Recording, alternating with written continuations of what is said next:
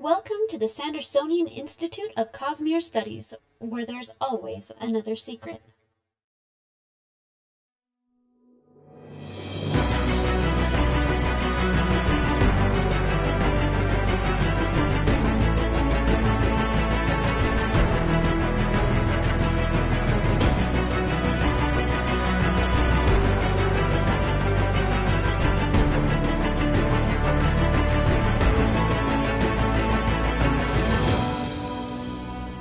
It is time. It's here. We are back for another episode of the Sandersonian Institute of Cosmere Studies. Today is June 11th, 2018, and we are recording episode 7. This time we're focusing on The Hero of Ages, the conclusion of Brandon Sanderson's original Mistborn trilogy. As a reminder to our podcast and YouTube audiences, we have a live chat running while we record each episode every other Monday night, starting at 7:30 p.m. Pacific Time, 10:30 p.m. Eastern. Take an active part in the discussion by visiting the live stream at www.twitch.tv/innkeeperstable. We'd love to see you here. I am Bill, and I am, of course, joined by my scholarly co-hosts, Jordan and Amy. Hey, guys, welcome. Wow, we've been upgraded to scholarly, Amy. How you feel about that? Hey, I got a bachelor's. We're good. That's true. I figure we're talking about Sazed a lot today. Sazed's a scholar. It's a... Just a bit. Exactly. So what have y'all been up to? What's going on in your lives? Chasing children like normal.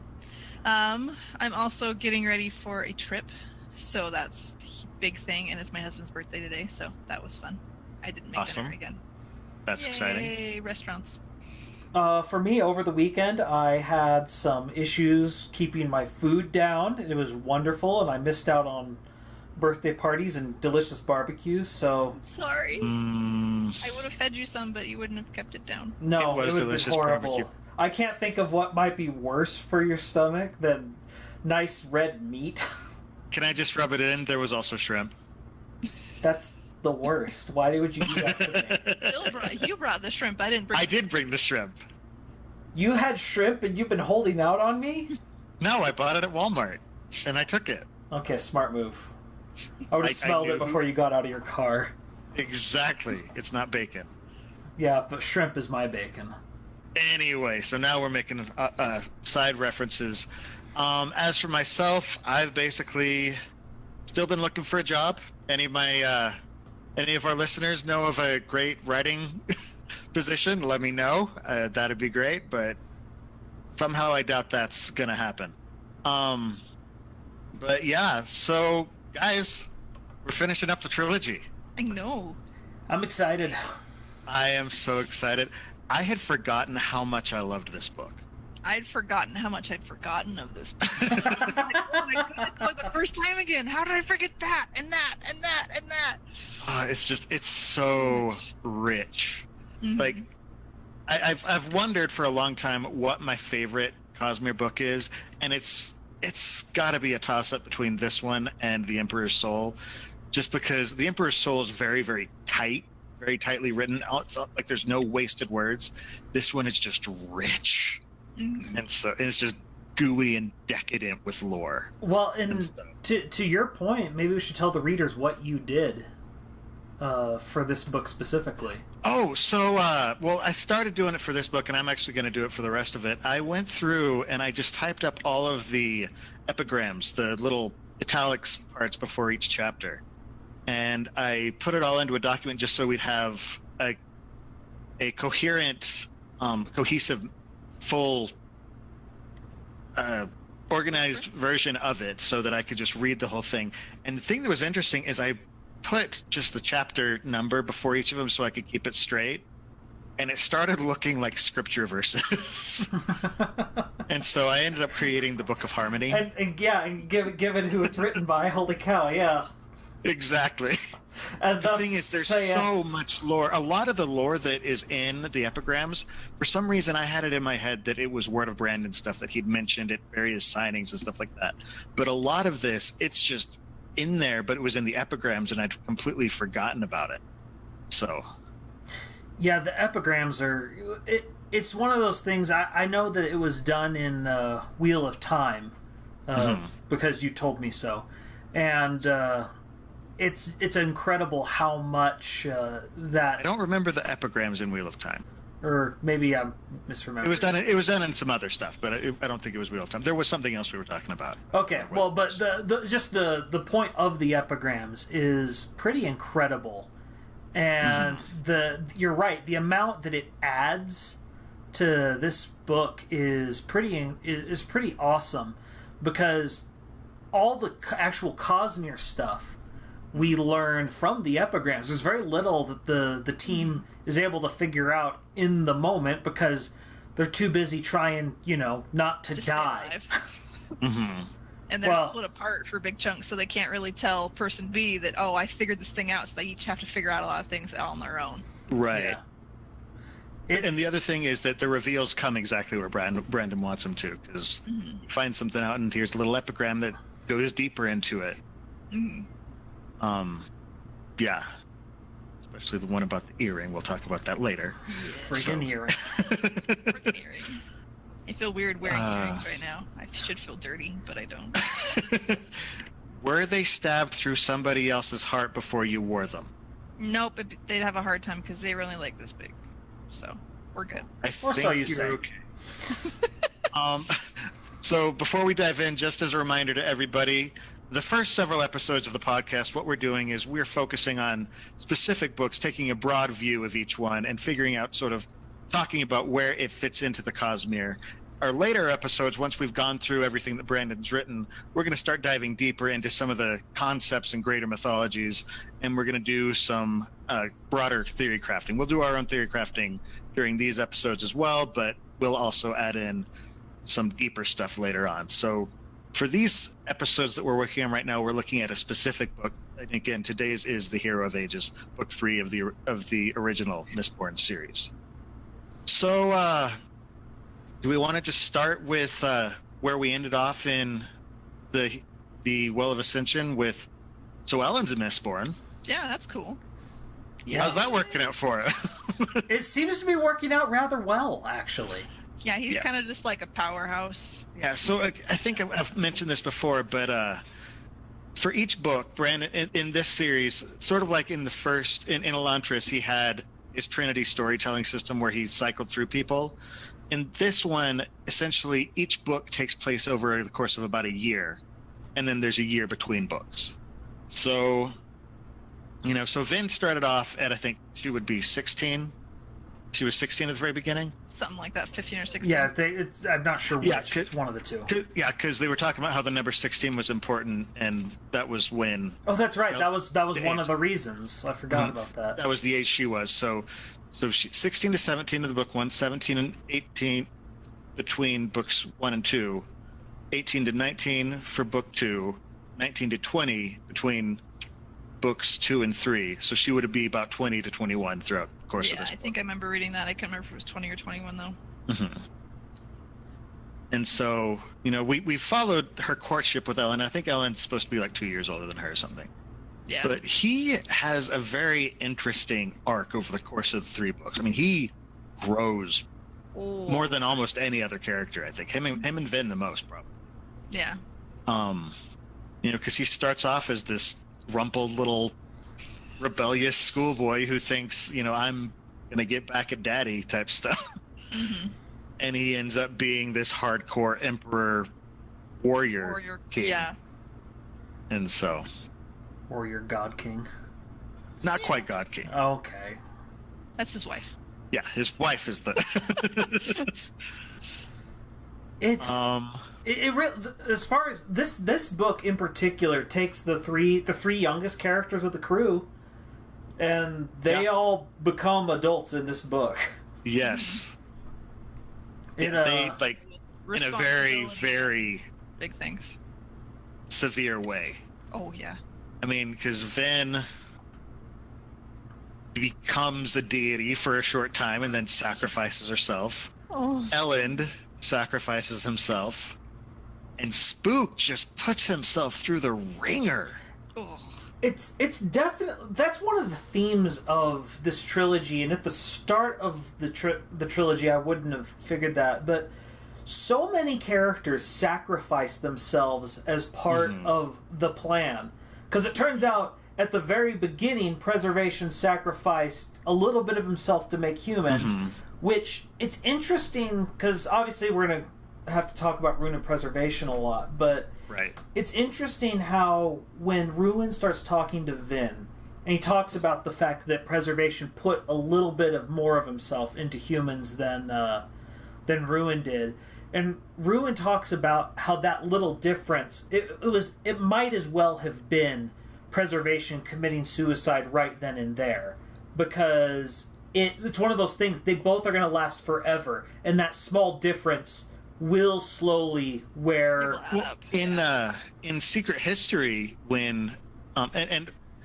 Is it? I feel like we're good to talk about Secret History. Hey, we put people in spoilers, so... Okay, yeah, just so warning, we are going to be talking about Secret History that has major spoilers for the trilogy, but we're talking about the third book in the trilogy, so that's there. There are also a few very minor spoilers for Bands of Mourning, so, but very, very minor. But just be warned. But in Secret History, when Kelsier is talking to Preservation says, I'm already dead. I've been dead for a long time. Preservation is essentially already a cognitive shadow. He's already just a remnant of Preservation. Sort of like, just... I keep thinking the term echo, like he's an echo of himself. And almost. And so, but because he's... preservation, which is all about keeping things around, and B, a shard and has been bonded to the shard for so long, he was able to stick around, and he created this plan back in the past, and over time it's been, his echo has been working it. I love just the fact that this plan, there's a trope called the Xanatos Gambit. And TV tropes, if you're familiar with it, and if not, sorry that I exposed you to TV tropes. You will lose hours of your life. But one of the things that's interesting about the Xanatos Gambit, it's a reference to a character from Gargoyles, where they have a plan, and the plan is set up in such a way that no matter what happens, they benefit. The end of this story, everyone has plans that should be benefiting them. And it creates a different trope called the 32 Xanatos pileup. Plans are layered upon plans and interfering with other people's plans. And predicted by other people, and so they're tweaking their plans to make the... You want to talk about a called shot. Preservation calling the shot, millennia ago. It's like, man, okay, some people are just better at this game than others. It looked like it was all, like, Ruin was winning at every single step of this, but... And the other thing is, the window for victory is so tight on this, because if they don't get the kill basically right here and there, the world burns up. Right.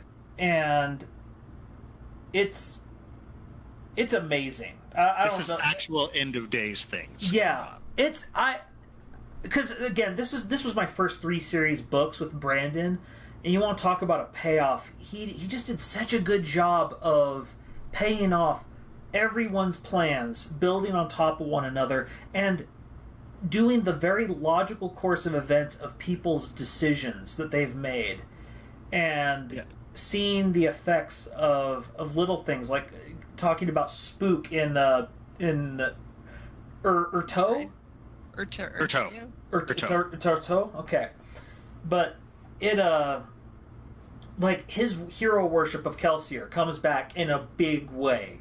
Yes. And we see that this is a man who has devoted himself more completely to Kelsier than anyone else. And then he goes to the town with all the people who devoted themselves to Kelsier. And man, that went dark places. Oh gosh, it went into some crazy stuff. The thing that's interesting about this book is it's unique among all of Brandon's current books, if I remember, other than A Memory of Light, which is half Brandon and half Robert Jordan.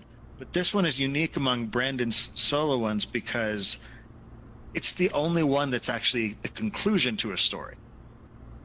Really? He because hadn't done that before? Well, because Elantris is a standalone, Warbreaker's a standalone, and no other series that he's done is finished. Huh. I hadn't thought about that. Yeah, I hadn't either. And so, Huh. it's actually the only. But the thing that's great about it is you look, and he really has just tied everything together, While still leaving enough of a crack to where you're like, what happened next? and so he says, "Well, let me tell you." Mm-hmm. Oh gosh, but I love it. Okay, so we were talking about Elend earlier, though. Right. Elend, not only is he a Mistborn, he is an insanely powerful Mistborn. Yep, he got the full concentration. Yeah, so Whereas everybody else has got theirs watered down by generations of breeding and stuff. So while a lot of people think, well, it wasn't inherent, so maybe he would be a weaker one. No, he got the full blast. He took a piece of Lerasium. He took a piece of the body of preservation.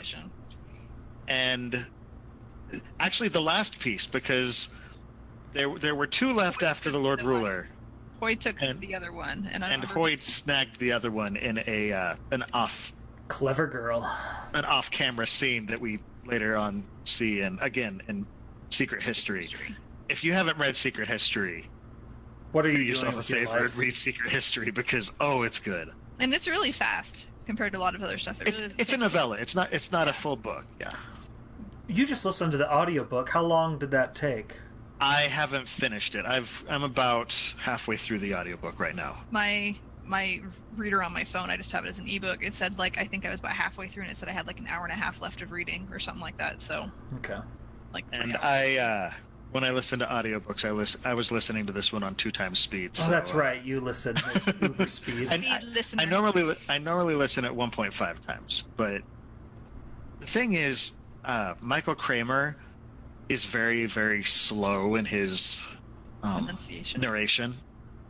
And so I started listening at 1.25, and I was like, I wonder if I can get to 1.5. And 1.5 actually sounds normal to me now. But then I tried to, and I was able to still understand it because he's still a very slow narrator. And then I've started listening at normal speed, and I was just like, it sounds like he's got a mouthful of gum. Because it's just so after listening at 2x speed. So I'm not going to be able to listen to him do the voice of the Stormfather anymore. That's the slowest. Right. But yeah. So here's the thing. He becomes a full-blooded Mistborn. He becomes an insanely powerful Mistborn. Now, what we learn later on is that, and this is sort of a combination of epigrams and in-book stuff and Word of Brandon.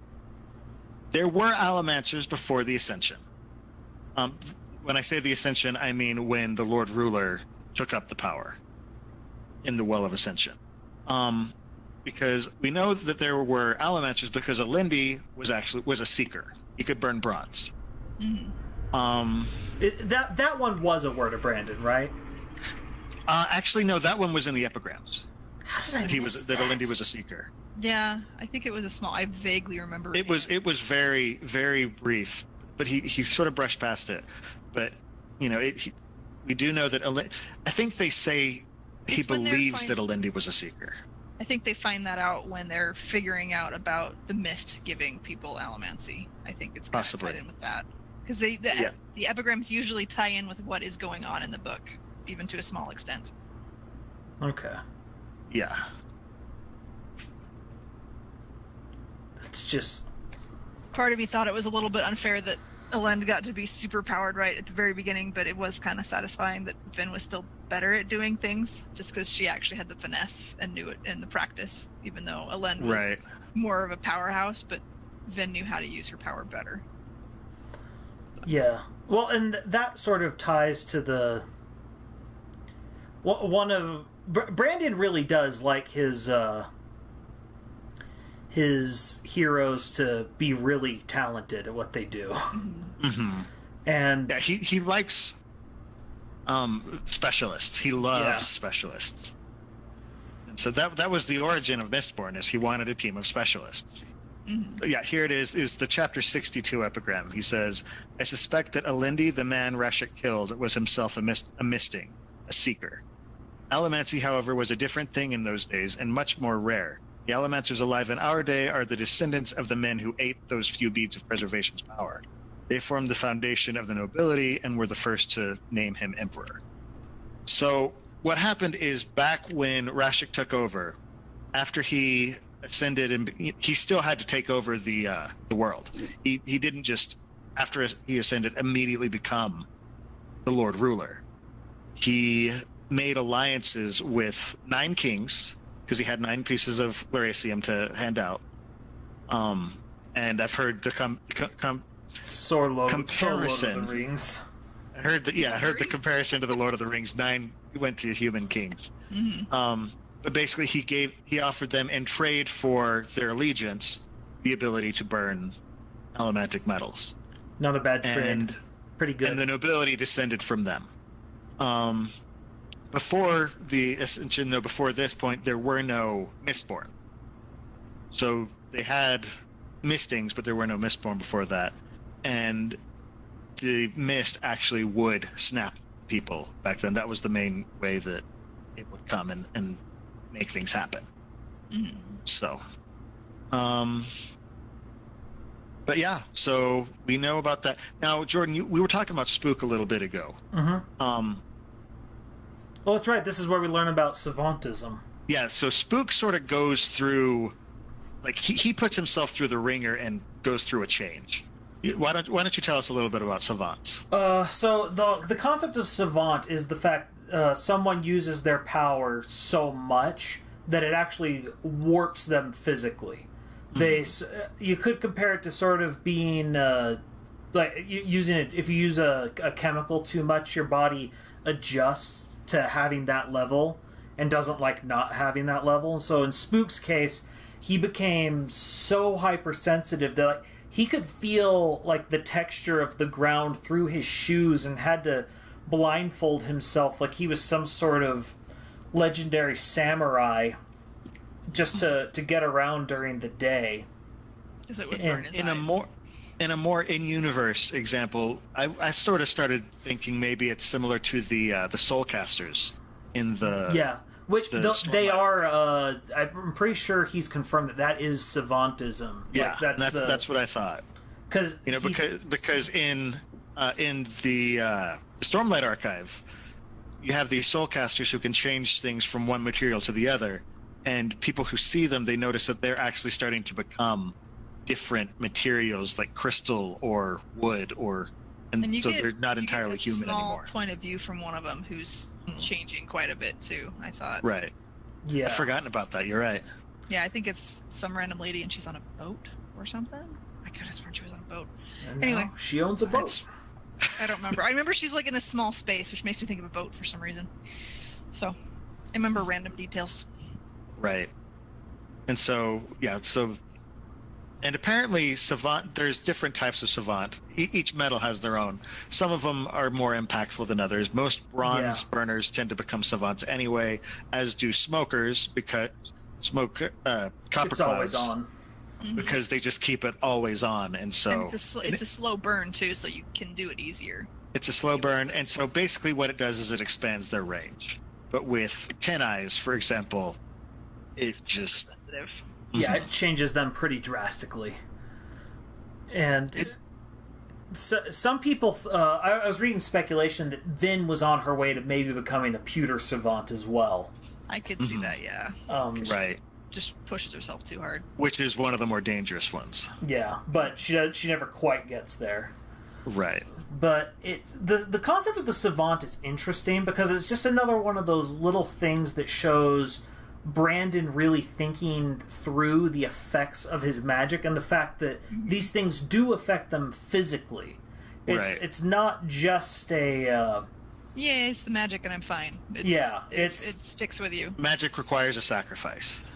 Yeah, and it's just once again very well thought out, and on top of it with Spook, it really ends up mattering because first of all, he's like suddenly Daredevil, and he is using his powers like it is a superpower. Like it's almost his ability to feel like the vibrations in the ground. He's almost like Toph from Avatar: The Last Airbender. Because it also reminds me of the Book of Eli. If you guys saw that movie, I did not. So, do you care about spoilers for the movie? I will not watch it. So anyway, he's this guy and he's trying to get a book, which is the Bible across post-apocalyptic America. Right. And he goes through these crazy fights and he dodges bullets and all this other stuff. And you get to the end of the movie and you realize he's blind. And he's been dodging bullets just from sound and vibrations and whatever else. And so the book that he has is in Braille. So nobody else can read it. Oh, wow. But it reminds me of that with how Spook is doing it. Because he's sort of blinded himself because it's during the day. And he's dodging things by going, I can hear that coming. I can feel the wind changing just enough and everything else. So, although he also can see, he has the blindfold. I know, but I mean, it's harder for him to see. He can feel stuff from behind and whatever else. So, yeah, and then he gets spiked. Yeah. So that's the interesting thing is Spook has this inferiority complex through the whole thing. Poor guy. Or not through the whole thing, but at the very beginning in particular, because one, he felt like he was the least important member of Kelsier's crew because he wasn't specifically recruited. He just got tagged along because he's the nephew. He was a throw-in bonus. He was a bonus 10-eye that came with clubs. The best kind of 10-eye. And then he also, it feels like he was a coward because when they sent him away from Luthadel in Book 2, he went willingly, and he didn't go back with Vin when she went back, if I remember right. I don't think she gave him a chance either. Yeah, well, that's true. Oh no, he did go back with Elend. He went back with Elend. That's right. Yeah.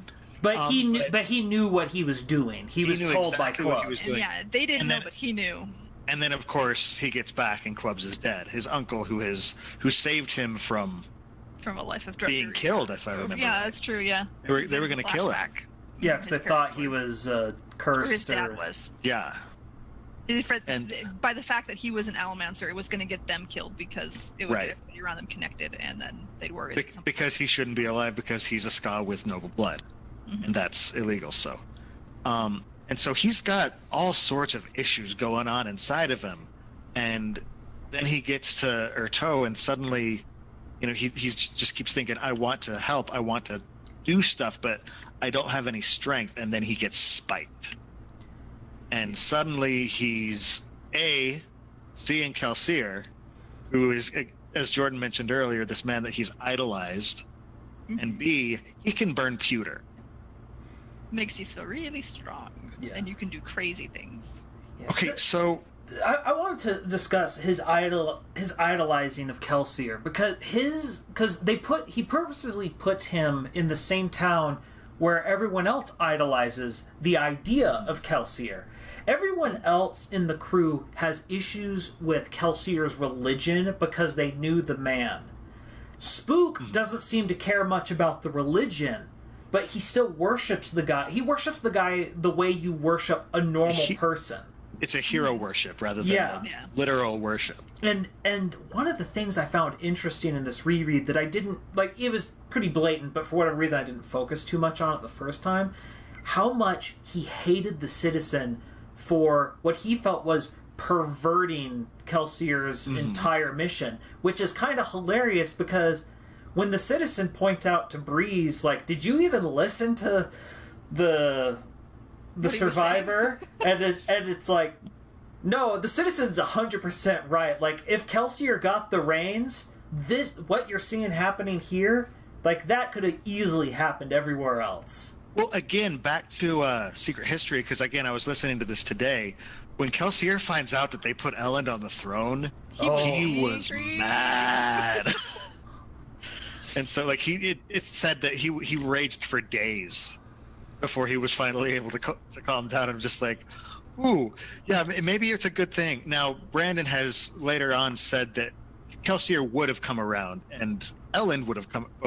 They would have come around, and they would have respected each other because they saw what they were willing to do and what they were willing, how they actually acted. And but when he first found out that a nobleman was on the throne after they tore down the Lord Ruler, Kelsier was not pleased.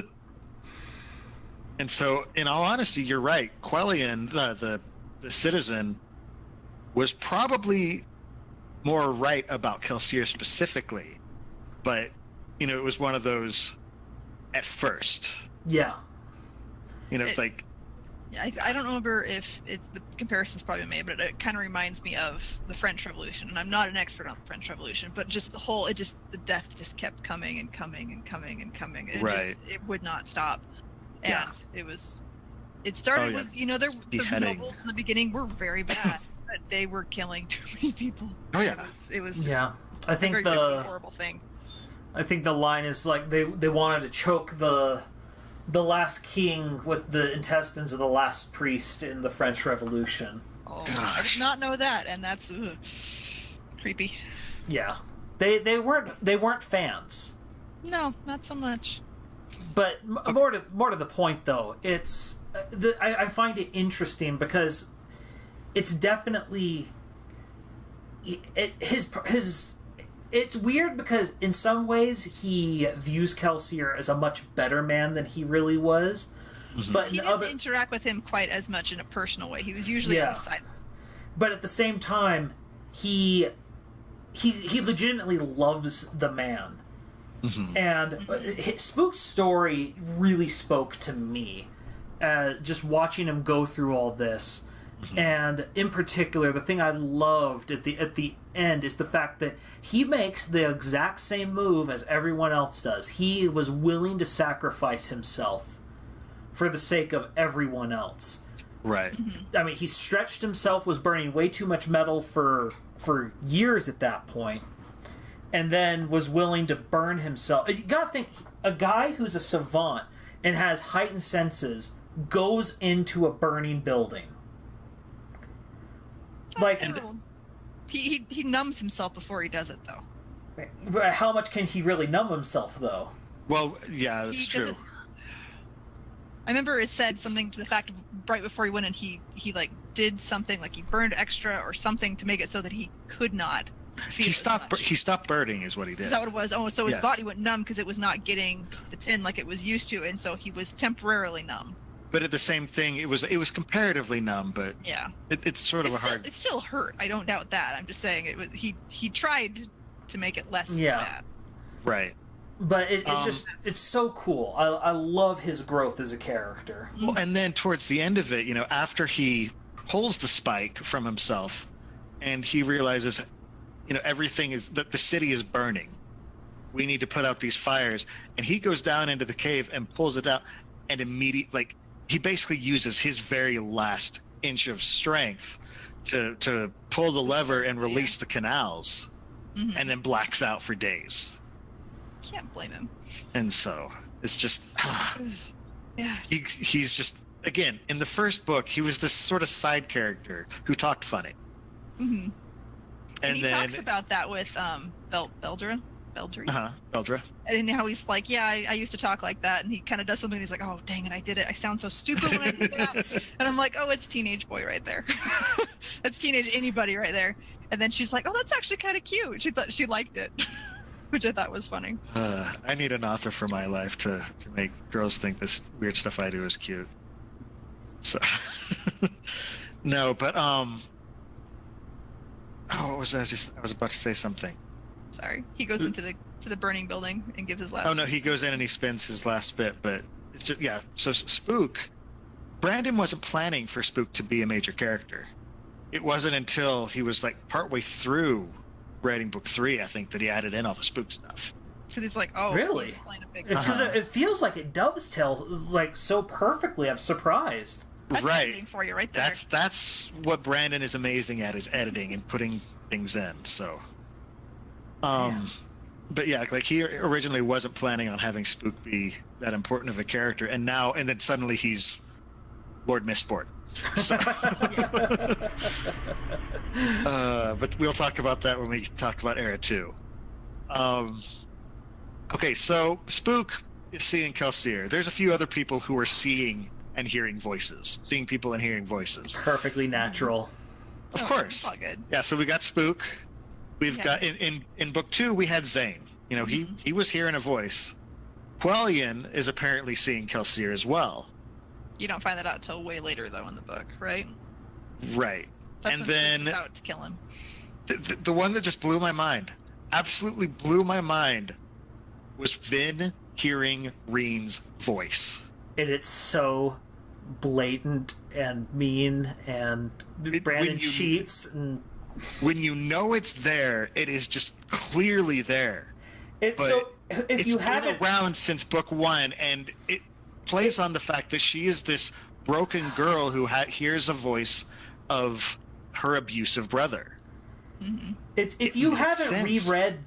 reread any of the books, I recommend rereading book 1. Just it changes the most from the reading the other 2 books. Reread book 1.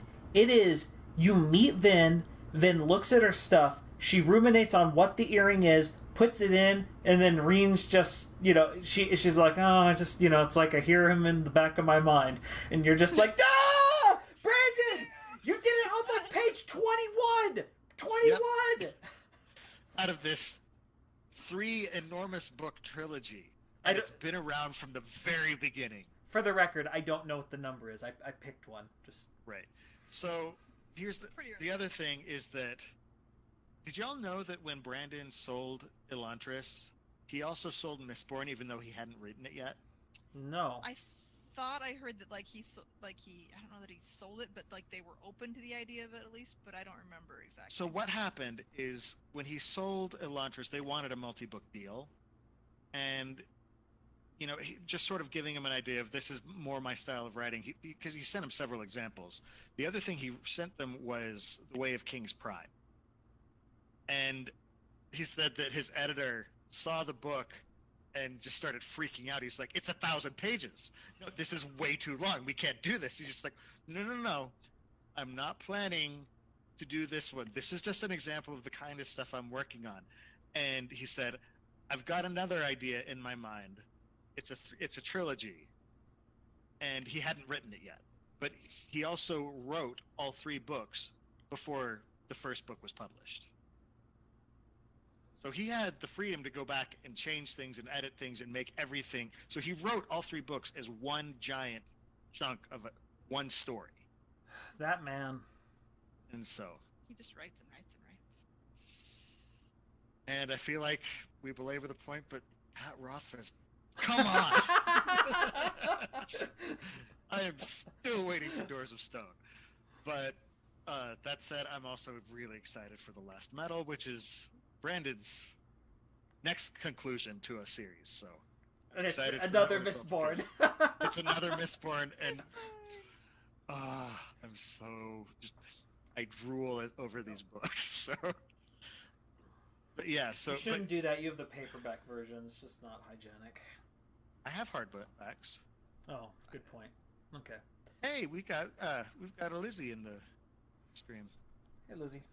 But anyway, so yeah, Should we talk about hemalurgy? Since leading up to it. We are sort of talking about hemalurgy. We've already kind of started talking about hemalurgy. Okay, so Amy, how does hemalurgy work? It's gory. It's super, super gory. So there are different points in the body, and I'm not going to keep them all straight where they are, but depending on the creature or person that is having hemalurgy done to them, they have a spike of certain different metals, and they have it driven through somebody who has power, and it kills that person, and it goes and gives the power to the other person, and the spike stays in them. Right. So word of Brandon, what is essentially happening is they are breaking off a chunk of a person's, quote, spirit web or soul, and then grafting it onto another person. But there's less of that power in the second person than there was in the first person, because it's kind of almost like AC and DC conversion for electricity. Yeah, which my husband referenced today, so I was like, oh, that's a good thing to reference. As well as, or just entropy too, lose heat. Which makes sense because it's of ruin, and ruin is essentially the embodiment of entropy. So. But I mean, there's 3 different creatures that use hemalurgy. There's the Koloss, there's the Khandra, and there's Inquisitors, right? Yep. And then there's the poor people that are being turned slowly into Inquisitors. But yeah, but yeah. So are we? They're not having a good time. So no, not so much. Could we say, I guess, in essence, that Vin, Zane, Spook are sort of proto-Inquisitors in embryo almost? Yeah, I think even in Secret History, when Kelsier realizes that Spook has a spike in him, he's like, "Oh no, they're turning him into an Inquisitor," or something like that. Yeah. He says that line, so I was like, "Oh, yeah, that is a good way to think about it." Yeah. I didn't get to that part yet, so I forgot about it. Oh, I reread that section today. Managed to steal the time. Yeah, the thing that's interesting about hemalurgy, upon reading the epigrams, is what Seiza, when Seiza talks about how it is a very inexact science, and point in fact, the Lord Ruler was only able to create 3 things hemalurgically over that huge span of time. Yeah. He didn't say it was inexact. He said it was complex. Yeah. Well, so not but it's I'm trying. Not inexact. So allomancy. Thing A does thing B. You burn a metal, you get a result. Now you can start using it with finesse, but it's more like a tool. Hemalurgy, you have so many different variables. You have what metal is being used. You have where you stab them. You have what a person A's power is. Yeah. What person B already has. And there's the simple fact that, like, it works on everything, because you stab it into this mist wraith, this random creature, and it grants it sentience. To be fair, mist wraiths aren't random creatures. Yeah, so fair enough. But even still, it's interesting to me how, like, we don't even know the beginnings of what else it can do, and that's the scary thing about it. Brandon, and several Word of Brandon's, people have asked about hemalurgically stealing things from other magic systems, and he's like, yeah, you have the right spike, you do it in the right spot, it would work. Right. And just gotta figure out where that is. It's just like the morose beauty of what this thing can do and how versatile it is really a testament to just how dedicated Ruin was to ruining everything. Right. And kind of just being a horrible person. He's not nice. It's true. Which is funny, because that's one of the things that we learn. Okay, this is from the epigrams of The Way of Kings. There's a letter, and they mention Ati, who is the original vessel of Ruin, and it says that Ati was actually a very generous and kind person. Which just makes it so sad that he's changed so much. But he'd been bonded to Ruin for so long that it had just essentially rewritten his personality. Mm-hmm. Because they interact with Ruin / Ati several times over the course of this book, and he's become a jerk. Oh. He's become a big jerk. So, I don't like him. Yeah. What with trying to destroy all of everything. Indeed. All the deception too. Oh yeah. Should we talk about Koloss? Well, let's go back to Mistwraith, since you already. Mistwraith, that's right. Okay, since we were already talking about. So that. I loved all the stuff with Tensoon, finding out about the Khandra and the Mistwraith and everything. Tensoon's one of my favorite characters. I made little notes in all of my different, for like a lot of the chapters, and I'm like, I love Tensoon. Going through it, I'm just like, and Milan. Anyway, Milan. I liked her a lot too. She was really fun. Yeah, and I'm fairly certain that she's been showing up.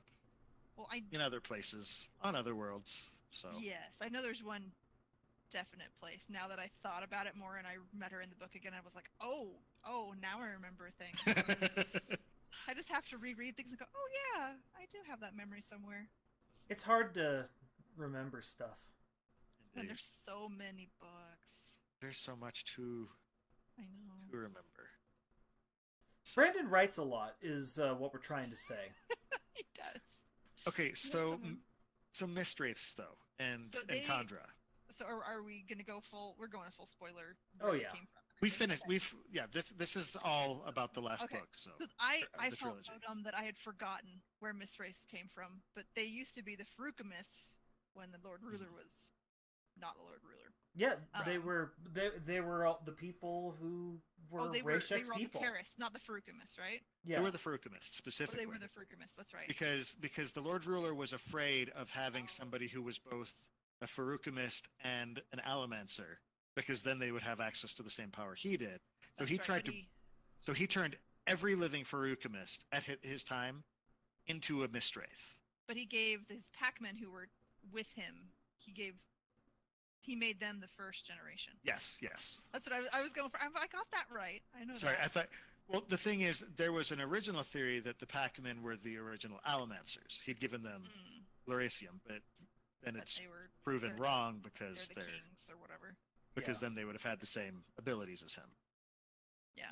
And so, but then all the other Feruchemists were turned into Mistwraiths, and Mistwraiths, apparently, I don't want to know the details, but they can breathe. So, Is that really? I thought that they. Oh, that's creepy. Yeah, like they're actually it's descendants of those Feruchemists. So, but then Kandra are, once they've been spiked and they develop ascensions, they are given immortality. Because the Lord Ruler would give them new spikes every 100 years or whatever to make more Kandra. So every 100 exactly, they'd make a new generation, which means that we're at, I believe, the 11th generation. I thought he said. I could have sworn he said there were maybe 13. I'm fairly certain it was 11 because it was actually exactly 100 years, I believe. And so the first generation was at year 0. 100 years later would be the second generation. I wasn't as interested. Tenshin was third. That's right, third. Yeah, I wasn't as interested in the Kandra history the first time I read it, but the second time, it was really cool. Yeah, well, a couple things struck me. One, the fact that the first generation had sort of retreated from life itself, and the seconds were running everything. And that in of itself, I didn't like the seconds because they were sort of bossy. But this time reading through, I was sort of put more in the seconds' shoes. Mm-hmm. And while they were wrong, and they're clearly wrong, it sort of struck me that this is sort of... their entire religion is based around... there will come a time when we all have to essentially kill ourselves. And it's just like, oh, wait a minute. I'm pretty sure we have cults that are based around this, and we don't look too fondly upon, drinking the Kool-Aid. Their entire religion's all about, and then we drink the Kool-Aid, and the seconds are like, no, maybe we shouldn't drink the Kool-Aid. This doesn't... I don't want to drink the Kool-Aid. I don't think this is time for that. Nah, they're old, they're crazy, we don't need to drink the Kool-Aid. Guys, seriously, don't drink the Kool-Aid. Everything will be just fine. Then everything wasn't fine. Just read it in the Ron Howard voice. But I kind of found it funny that they came across very culty, but they're correct. You're a cult up until the point you're right, and then you just get to be right, and you still have to kill yourself, and that's concerning. But the fact that it's another one of those big plans that all these characters have, they were the big ace in the hole that Rashek came up with, that he was going to create double agents against Ruin, and it worked. It worked masterfully. Yeah. And it's so cool. It's one of those... Rashek comes out of the second two books man, I know he was a tyrant and all, but once again, if you're just right, at a certain point, it's good work. You deserve Speaking of which, that was also a kind of awesome scene where Sazed, he's not a warrior, but he gets to be. And he pulls out just this enormous sledgehammer against the Kandra. He's just like, no. He's like, you guys haven't dealt with too much. I can tell. My favorite is when he just sits on a guy. Oh, that's Tetsuya. He just increases his weight. That's right. Essentially, and it cracks all his stone bones. Yeah, he's like, no, you're gonna. And he's like taking out kneecaps and whatever else, and just like going around and it's like they don't know how to do this very well. Doesn't Like Tensu make a comment? I'm seeing professional wrestlers where you just the elbow drop. Doesn't Tensoon say a comment like along those lines? He's like, Yeah, he you keep does. saying you're a scholar, but Yep. I'm not Which saying that. which I is fascinating. But I really loved the scene with where they give Tensoon his dog bones back. oh, And he's like, oh yes, it's so horrible to get these back. it's It would so be so terrible. And he gets them back, and he's like, you guys haven't dealt with dogs, and he just bolts. it's so I Brer wanna- Rabbit. Oh, please don't throw me in the briar patch.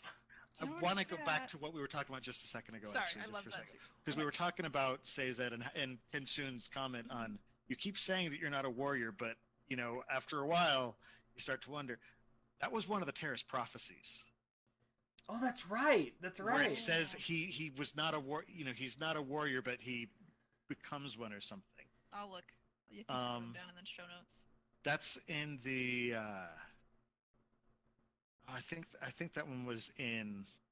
I'm trying to remember. I don't see it here exactly. Hang on. There's counter prophecies. But a force? He's not a man, but a force. No. It was one of the ones that it was in the epigrams of actually the second book. Quaba's talking about Oh, these are the different ways that Elendil fits the prophecies. that's right. And one of them was he said he was no warrior, but he became One anyway or something. exactly. He did a thing somewhere. But yeah, I just it's when he said that, I noticed it this time, and I was just like, he said the thing, and he said the thing, and they're the same thing. And so, okay, so we've talked. What's that? That's true. They did say those things. Indeed. Yes. So we've talked about the Khandra. We've talked about, to a degree, the Inquisitors. Mm-hmm. So what about the Koloss? They're very sad. Poor people. One It's could a say they're person. almost human. Dude, too soon.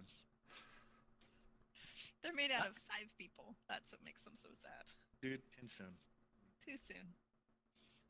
No, Too yeah, soon? that's the thing is, because they have 4 spikes in them, that means they're made of 5 people, and which makes it make a little bit more sense why eventually they bulk up to the point where they're actually ripping out of their own skin, Mm-hmm.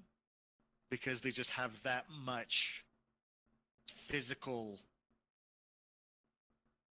stuff. Yeah, physical version of just, I don't know exactly how to word it, but that much humanity, 5 people in one body, essentially. Well, is what it they're is. essentially Frankenstein's monster, Mhm. except their souls are also somewhat stitched together as well, Uh-huh. which is concerning. Yeah. But the thing is, and the reason that, because you notice Human, the one named Human, had a little bit more humanity in him. Apparently what was happening is the Koloss, after the Lord Ruler died, didn't know how to propagate, but they had seen that he was giving them metals, these spikes. And so as other Koloss died, they knew that they needed more Koloss, and so they would take the spikes out of them and put them in others, and there would be a gradual degradation. And so each time they made a new Koloss, those spikes were a little bit less potent, and so they took a little bit less of the humanity from the person that they were spiked into. I did And not so- realize More this. cognizant. Yes. And so they were more aware of what they were, which makes Human himself more of just like a tragic story, because he not only does he become this monster, he realizes that this is not what he was supposed to be. Which is a horrible realization. Yeah. Plus, we also get to view his point of view when he's under Ruin's control. Mm-hmm. And I loved the Yeah, concept for a short time. of what, like how it's not that they stop being themselves. It's just that suddenly what he wants is more important. And so he still wants to kill everything in his path. It's like, no, Right. gotta get the stuff. Gotta get the thing. Whatever the thing is, it's important. Here's the thing. Why is there no thing? There's no thing. Speaking of which, Marsh's chapters. The good old Marsh. Because that was the thing that was really fascinating. When he was manipulating Marsh, it wasn't Marsh is this prisoner in his own body. He manipulated Marsh to the point where he actually enjoyed it. Mm-hmm. And Marsh That's had to terrifying. be like, But it was a strategic decision by Marsh. Mm-hmm. That Marsh Like learned that every time he fights, he pulls back. I need to throw myself at this so that he will preserve this little teeny bit of me to use it at just the right time. And boy, does he uses it pick just his the right moment. time. Yep. The friggin' earring. Friggin' So earring! interesting. I even had forgotten that Kelsier had meant for things to go the way they did with Gorodel or however it was, the poor messenger and Marsh. Yeah, in Secret History. Because it was in Secret History that Kelsier mentions, he's like, I make sure to set up the cards right and play the cards when he's talking to Ruin. I think that's my favorite. Got screwed. My favorite thing that changes with Secret History is that entire exchange. Because in Hero of Ages, you're just like, that's just horrible and tragic. But then with Hero of Ages, you're like, that was totally intended. Just that line, and it's like you chose. It's like you made the wrong brother the Inquisitor. Marsh was always bad at doing what was good instead of what was smart. Mm-hmm. And just it's so. First of all, it's delicious. It is literally delicious. Like I got to that book, and it's just like, part of the book. And it's just like, this tastes so good, and it's the irony of Ruin thought he was in complete control of the situation, and why wouldn't he? Vin had determined that, hey, you know what? The mists help me out whenever I get into a desperate situation. You know what I'm going to do? I'm going to draw aggro on every single Inquisitor. And don't get me wrong, I love that Vin says, let's have a chase, you and I. And I love the symmetry. I was like, it was the same line! Except the difference is, Kelsier said it in reference to an Inquisitor. She essentially said it in reference to a god. But that's because Vin likes to just outdo things. It's the ultimate come at me, bro. And then Marsh is over her and just cracking her bones one after another. And she's just like, all right, situations is as desperate as it's gonna get. This'll work now, right? And you're just like, Vin, you may have made a miscalculation, but don't. One teeny thing. But don't worry. Basically, she lucked out. Well, but it's one of those things where everyone plays their part the correct way. It's the only way that Ruin was going to be defeated. Is you needed the Condra's help, as double agents. You needed Marsh's help as double agents. You needed Kelsier's help on the other side manipulating things. And that's the other thing. Secret History and just reading this book is when the earring gets pulled out and there's that line where she suddenly realizes, the mists are what I can burn. And there's just that line. It's like where it feels familiar. It's like, of course it feels familiar. It's solid in the metal you eat. It's mists and, it just goes through. And it turns out it's Kelsier who tells her that line. Mm-hmm. And then she takes the power. And then she then goes ham on all the Inquisitors. That's when the Immigrant song starts playing in the background. It's just like... I didn't play that. Good. But, oh gosh, yeah. And she just... And I love that she starts keeping count. Yes. She's like, there's 2 and 3. There's 4. She's like, starts doing them in pairs too. And she like pulls off part of a roof and just like slams it into 2 of them. And she's like, yeah, they're done. She's like, that's 3 and 4 there. Well, and then Gimli shouts, that only counts as 1. So. No, but it makes perfect sense that she's counting them. They are still Inquisitors. Right. They're still a threat, yeah. But the other thing I like is Vin having this cosmic apotheosis. That's normally the climax of the book. It just keeps going. No, Vin becoming a god is like, no, we're only 4/5 of the way. We still, like, that didn't solve the problem. Becoming a god did not fix everything.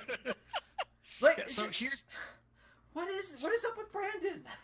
well, and that's one of the things you mentioned. I think it was in the first one. You said it was sort of a literal Deus ex machina. Yeah. The end of all three of these books has been a literal Deus ex machina. The difference, though, between this and other stories where there's a Deus ex machina is that Brandon actually is willing to build the machine. Yes, that's a good way of putting it. I like that. So I need to steal that. Because it's not just, oh yeah, some deity comes, plucks them out, and yay, everybody's happy. No. There are rules. There are structures in place that make this happen. Have been plans that have been in place for thousands of years. And Brandon has built this line upon line throughout the course of the entire trilogy. And at the very end, he plucks out that keystone and we get the avalanche. Mm-hmm. And it's amazing. The thing that is interesting as well is, so Vin and Elend. We already talked about Spook and their evolution. Vin and Elend have a very interesting evolution in their relationship as a very simple thing that they've never had a relationship where Elend can put himself into danger. He's always been relying on Vin to keep him safe. And this changes their dynamic. And I find it interesting that Elend and Vin take on each other's characteristics in a very interesting way. In this book, Elend is the one who is going out and doing the daring things while Vin is trapped. And Vin is the one stuck playing politics with Yeoman. Right. And it's interesting to watch the two have to play out of position. And it's because of the influence of the other one that they're able to do it. The other thing I found interesting, similar to that, and I want to look more into what you're talking about, but is he did the same thing when Elend went to Fadrex City. Because Elend's ancestral home is Urto. But he didn't go to Urto, he went to Fadrex. And so it's just the same concept of, again, playing out a position, but it being the right choice. Yeah, so. I mean, there's the problem of if Elend had gone there, they probably would have killed him on the spot. I think the citizen even says that he's like, it's a good thing you brought the Terraceman, because otherwise I would have just killed Breeze. He's like, I wouldn't have even dealt with him at all. Well, especially because we find out Breeze is actually a full nobleman. And so he's not just part... Yeah. I forget where we find that out, but I think we found that out in the previous book. I think it's in one of his viewpoint chapters. Okay, I Maybe. couldn't remember. That's possible. But anyway, yeah. So of course, Breeze would have absolutely been the sacrificial lamb. Yeah. And Elend, of course. I mean. Yeah. Well, Elend probably would have been a lot harder to kill, but yeah. But he also wouldn't have gotten through to anybody. Oh, they wouldn't listen. Meanwhile, Spook is this. He's a survivor of the flame. He's not just a survivor of the flame, though. He is a ska from the streets. Like he's speaking street slang when we first meet him. Yeah. And he ends up becoming the ruler and creating high imperial speech, which cracks me up every time. Because I would not survive in that society. I never understand what the crap he's talking about. And that just means that you wouldn't be a speaker of high imperial. You're not an English major or a Latin speaker or anything. And so no, I'd be talking like Wayne. I love Wayne. No, but it's just so cool that they I don't know. It's cool to me that they do all this learning from one another, and it all sort of comes together. And so I had never. Can we talk about Yeoman a little bit? Sure. I had never considered, So what? Because the only other obligator we met that post kill of the Lord Ruler was Oh, dang it. Dave's going to kill me for forgetting his name. Norden? Is that his name? Norden. Yeah. Norden. Norden. And Yeah. he's a happy... Yeah, he's the happy obligator. And again, you can't trust a happy obligator. It sounds like a Chinese restaurant.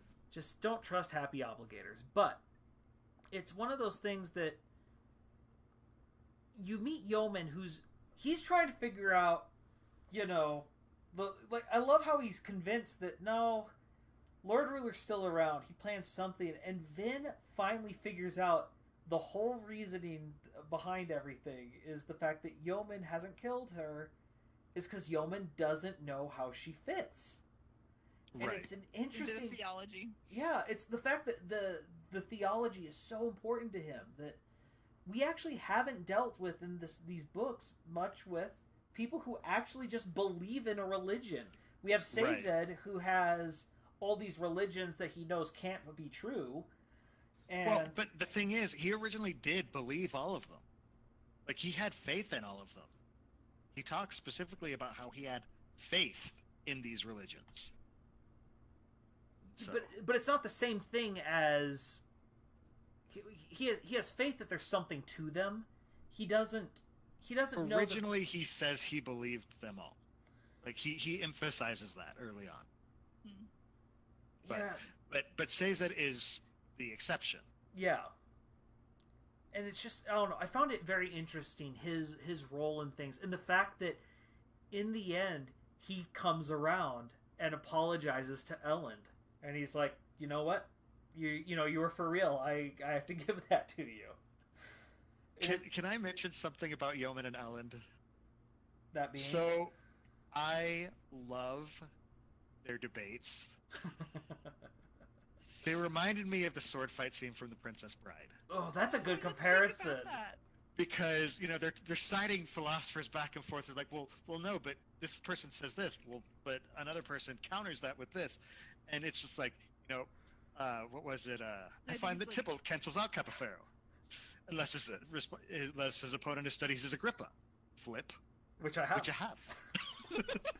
And I'm seeing them doing this exact same thing. No, now that you say that is so perfect because it's so true. Like, I don't remember the specifics because it's a bunch of made up names, but just I remember there's a quote where one of them says a quote, and the other one's like, oh, I tell you're referencing so and so. Like, they know the different quotes. It's like, don't quote him at me. We know that he's a hack. Yeah, and it's so.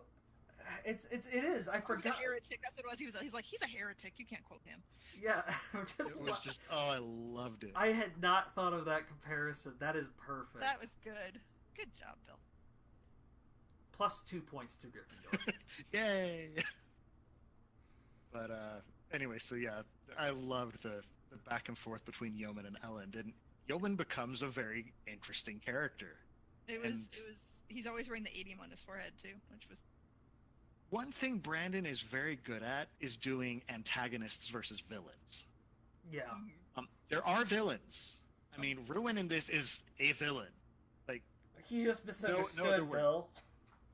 But characters like Yeoman and even Quellion are their antagonists.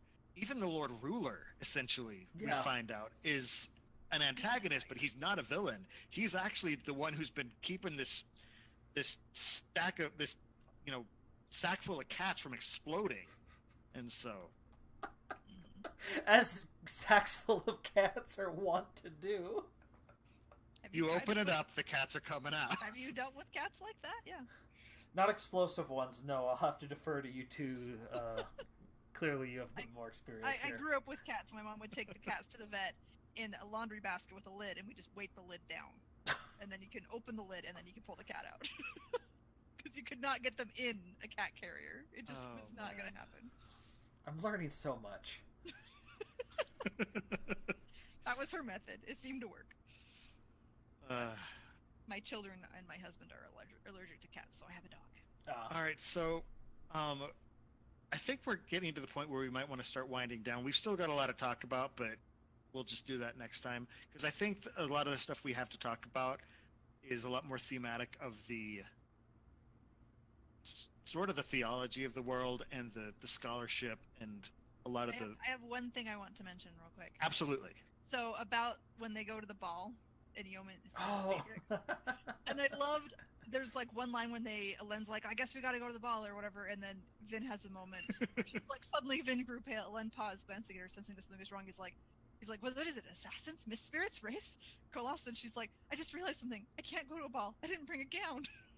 It was just fun to see that really feminine comment from Vin after all these moments where she's hardcore and like going and killing and being the knife in the darkness and whatever else, and then she's a moment where she's like, I can't look properly pretty, which is important for a ball.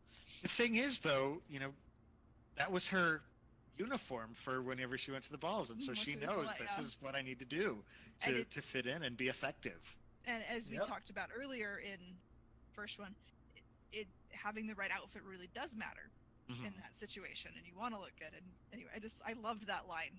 So let's talk about the balls. Actually, I do want to talk about the balls because Brandon, apparently that was one of his favorite parts to write of the first Mistborn, was the balls at the different keeps. And he said he really, really missed writing about them while he was doing Well of Ascension. He's writing about wars and death and ash. And I want to put a couple more ball scenes in. I want a pretty ball. And it makes sense where he would do it because Yeoman was part of the old establishment. And so he would clearly want to keep the old establishment going. And I loved their first dance together when Elend did. And then he's like, he makes sure to get a servant. He asks a servant for something, but you don't know what it is. And then he goes up to dance with her, and he gets her all in position, and then he pulls out a book. And starts reading the book. Just like, and she gets pissed. You little troll. She's like, you would not. She's like, you put that down. That is not okay. It's hilarious also just because it's like, okay, this is actually kind of a smooth move on his part. When did he become a ladies' man? It's totally how they flirt and whatever else. And it's just really, it's fun to see that. Well, and then, of course, both of them are burning pewter as they dance. So they look And so they have this unnatural grace, and everybody's just like... Because apparently, like, there's a line about, like, everybody knows they're Mistborn, probably by this point. It's probably gotten out that Elend's Mistborn because he's been one for a year. Right. And apparently there's some line about the fact that they dance really gracefully. They're using their pewter, but other Mistborn in the past would not do that because they wanted to keep it a secret, but it's an open secret. Yeah, it's the first time... We're just going to go for it. It's the first time Mistborn can be open about who they are, and so it's apparently the most graceful dance in the history of the world. They have said there are 3 perfect dances, and this was one of them. Since the invention of the dance. Yes. That's the line. I knew I was doing Princess Bride again. I can bring it back around. It's all good. It's all good. One of the other things that I loved was, Elend, he's learned showmanship. Like, he didn't know Cosmere, but he had a few moves that Cosmere would have been so proud of. My favorite, though, is at the very end, he's talking to Yeoman, he throws one final quip, and then steel pushes away and leaps over the rest of the crowd. I'm just like, bravo. He's like, all right, ready to make a grand exit? Let's go. Well, and then he lands right next to Vin. He's just like, ready? And they just walk out. Well, and the fact that that's how they... wow, my voice just cracked like I was going through puberty again. Puberty. Anyway, Kelsier was doing this thing, and the way they enter the ball, they just plop down and they give the guy their card. The guy has this look of... It's like, what... can't stop them. He's like, yeah, you have to read it. Let's go. Vin... Venture, Elend Venture, Emperor of all the world. I was not prepared for this. There was no training. No one prepped me for this. Poor guy. He's like, this was my first day. My first time on the job. Not a good day to start. Oh, yeah. Poor day. Poor day to start. It was a nice return to the ball scenes of the first book. It was a great way of, again, bringing it back around. And so... we'll keep talking about this next time. Amy, I know. I'm trying to see if there's anything else that I have to talk about. So for our viewers and listeners, Amy is unfortunately not going to be able to make it next week. We might have a special guest. It's too soon to know, so keep an eye out on our social media accounts. We'll make an announcement on if we hopefully have a a guest host that's coming in. Otherwise, we have a few possibilities. So, but keep an eye on our social accounts, and we'll let you know when or if that happens.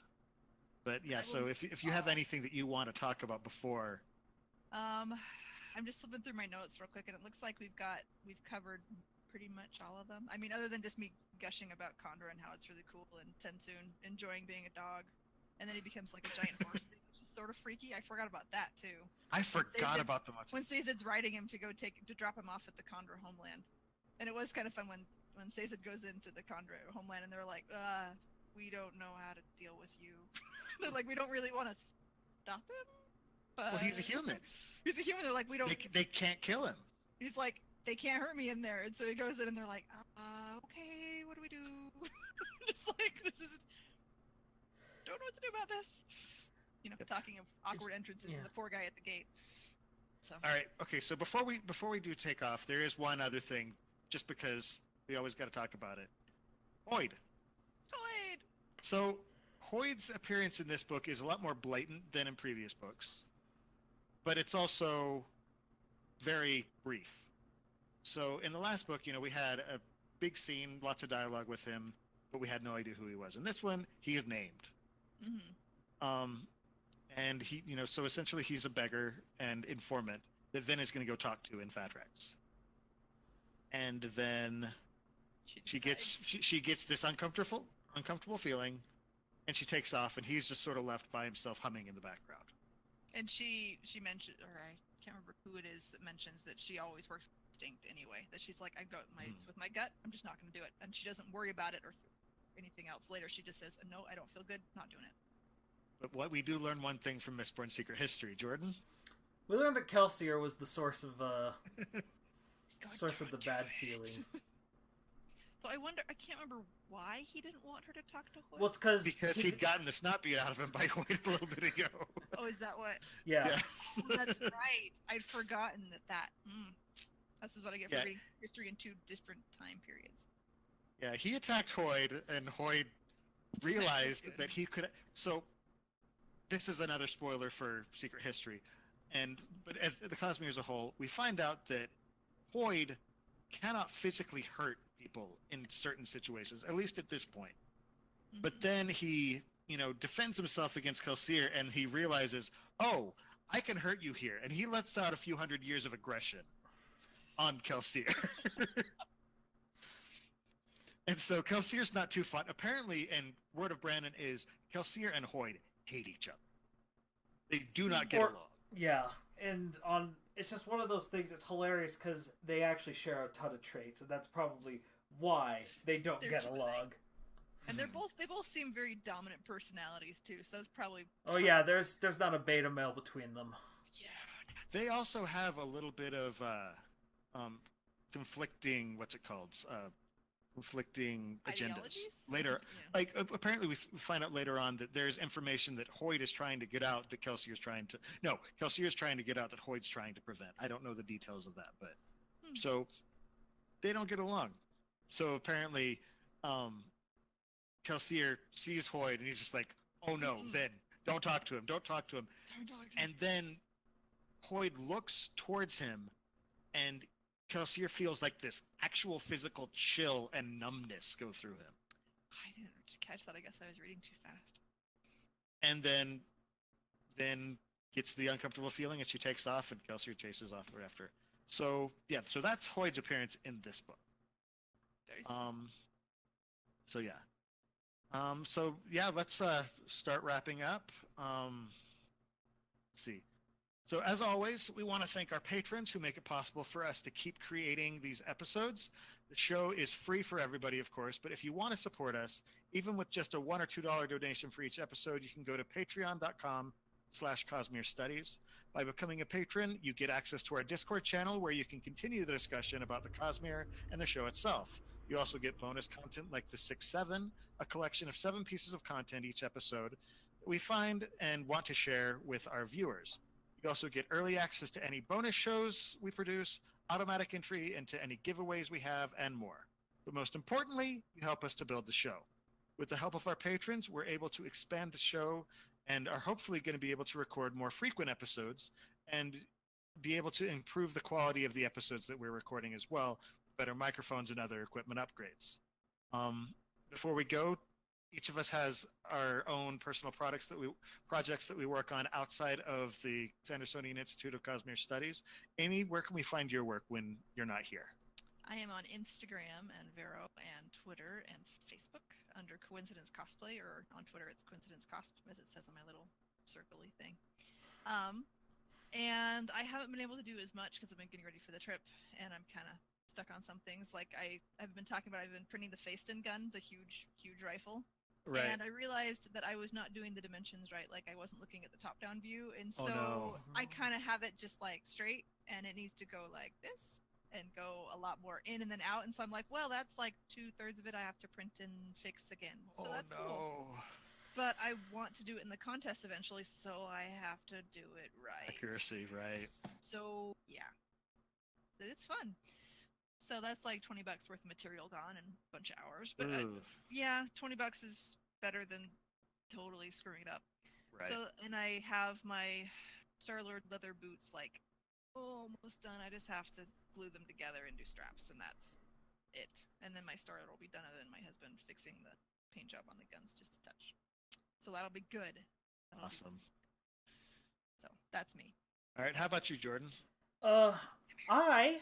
If you go to twitch.tv/splicestream, tomorrow, which would be the 12th, I am starting up Slap, the Smash League of Amiibo pairs. Some people may be familiar with it. It is basically 2 Amiibos per team fight one another in Super Smash Brothers for the Wii U. And that is starting up at 4 p.m. Pacific time, 7 p.m. Eastern time tomorrow. So if you are on Twitch, you should watch, because it's always hilarious to watch AIs that are designed to fight humans try and fight each other and fail at it. It's amusing. They will do things that will simultaneously amaze you and then just leave you scratching your head wondering what possible decision-making tree occurred to make them think that, nah, you know what, let's run at the guy with the hammer. Also, I have a team in it. It's called Pride and Prejudice and Metroids, and so you need to No, the punchline. He has a Zero-Suit Samus named Emma, and what's the name of your regular Samus? Other Emma.